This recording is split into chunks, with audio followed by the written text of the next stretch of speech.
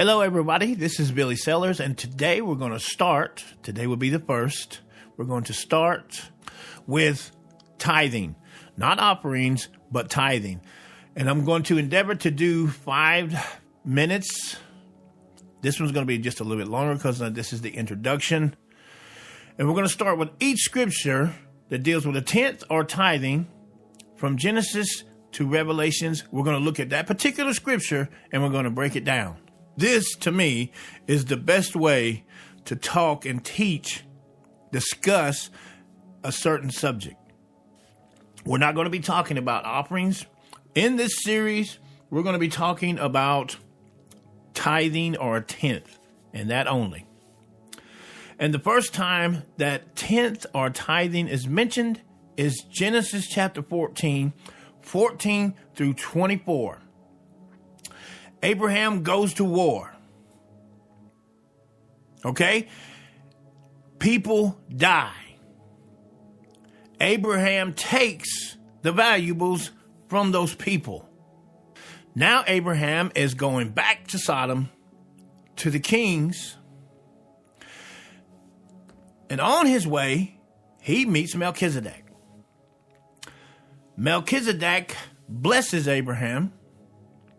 Abraham gives him a tenth of the spoils of war. Only the spoils of war, which means everything. Animals, gold, silver, food, and anything valuable. Okay, then Abraham turns back to the king of Sodom. The king of Sodom says, give me the persons, but you take the goods for yourself. But Abraham said no, because I've lifted my voice up to the Lord and said, no man's going to make me rich. I'm not going to take anything except for what the men ate. You know, on their journey back, what they ate is the only thing we're taking. You're going to take the rest of it.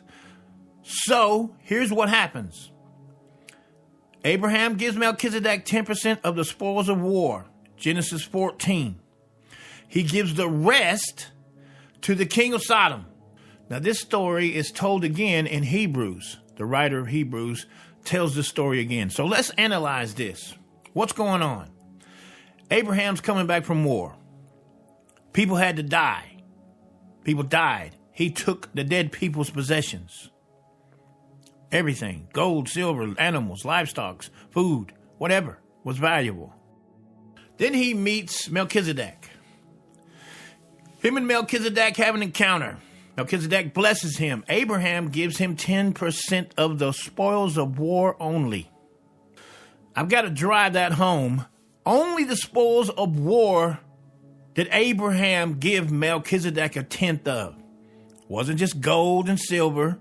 It was the spoils, all the spoils. Okay, let's look. Melchizedek did not command Abraham to do that. And as far as we can see, it only happened one time, and only with the spoils of war. That's Genesis 14. Did you know Genesis 13:2 says that Abraham was rich in livestock and silver and gold, which was money of the day. He gave him nothing of his personal income, only the spoils of war.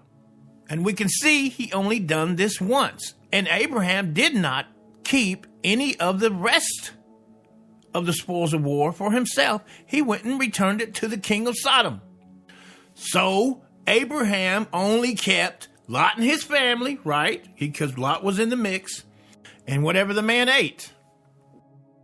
Abraham, in essence, kept nothing. Now, there are people who say that Abraham tithed 400 years before the law. So tithing is before the law. So we should tithe.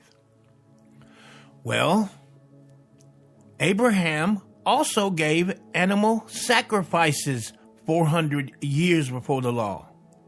And from what we see right here in Scripture, Abraham only gave from a war where people died. He gave nothing of his own personal income. So if you wanted to be like Abraham and keep it scriptural, you would have to go to war, kill some folks, and take their goods. And where would you bring it to? Where's Melchizedek at? That's for a different study. I think people would be fascinated to find that the word tithe is only found 14 times in the entire Bible.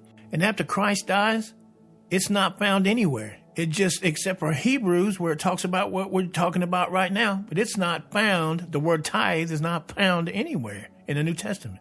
So the conclusion is, we do not tithe like Abraham. And though Abraham did tithe to Melchizedek one time only from what we can see, he never gave him personal wealth. And Melchizedek did not command him to do it. Join us next time on Jacob's 10th. Once again, we're going through the Bible, Genesis through Revelations, and talking about the tithe, tithing, or a tenth. We are not talking about the offerings at this moment. We are talking strictly on the tithe. Is it commanded that believers give 10% or be cursed with a curse, or God won't bless you if you don't give? So here's what I'm not saying. I'm not telling you not to give. If you want to give 10%, fine. If you want to give 50%, fine.